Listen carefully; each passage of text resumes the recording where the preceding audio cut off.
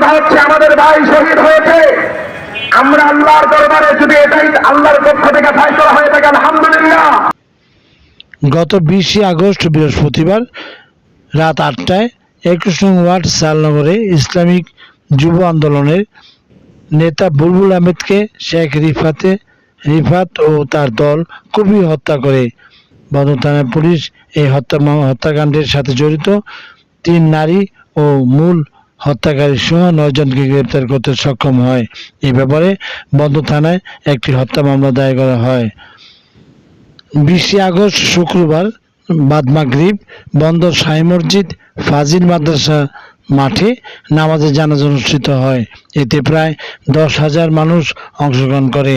Shakir Ahmed Bappi, M News BD, Bandar, Narayanganj.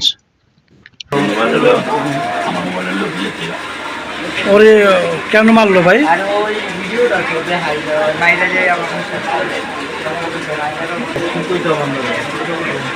মানে কি কারণটা কি ছিল? কিসের প্রতিবাদ করছিল? সিফাত গ্রুপের বিপক্ষে।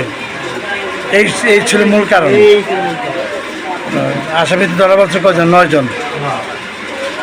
এদের ব্যাপারে কিছু বলার আছে আপনার?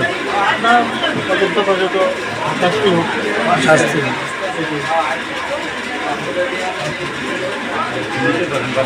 প্রিয় দর্শক, আমরা দেখছি এখানে বুলবুলের লাশ মরদেহ পড়ে আছে। এই দুটো বাচ্চা কি ওর বাচ্চা? এটা মেয়ে, এটা ছেলে। তোমার নাম কি গো মা? মিয়া। তোমার নাম কি বাবা? আমার রিপোর্টার।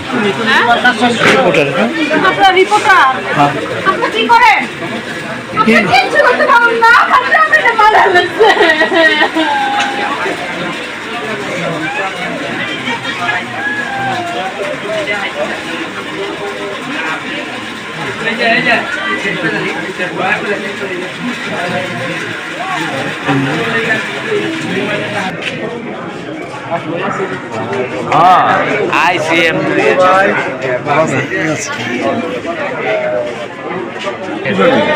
প্রিয় দর্শক, আমরা যেহেতু মাগরিবের সময় হয়ে গেছে, আমরা এলাকাবাসী এবং শুভাকাঙ্ক্ষীর কিছু কথা শুনতে চাই।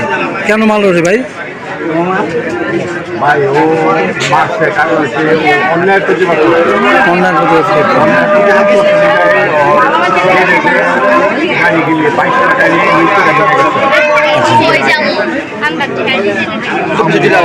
আচ্ছা, ওই গাড়িগুলো নেওয়ার পরে ও কী করছে, বিচার চাইছে, তো কেস করছে।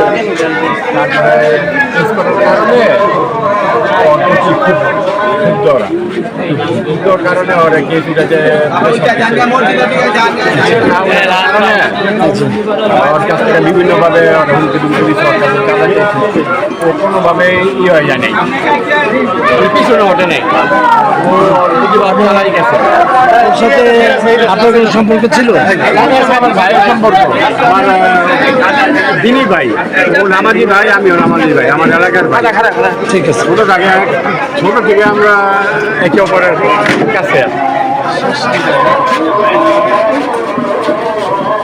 এই তো আমি ওর সুস্থ বিচার চাই ভাই, আর যারা অপরাধী সবাই যাতে গ্রেফতার হয় এবং যাতে সবার ফাঁসি হয়। আমি আইন প্রশাসনের কাছে দাবি জানাই, প্রশাসন যাতে সুষ্ঠু বিচারের ব্যবস্থা করে। জি, আচ্ছা, অনেক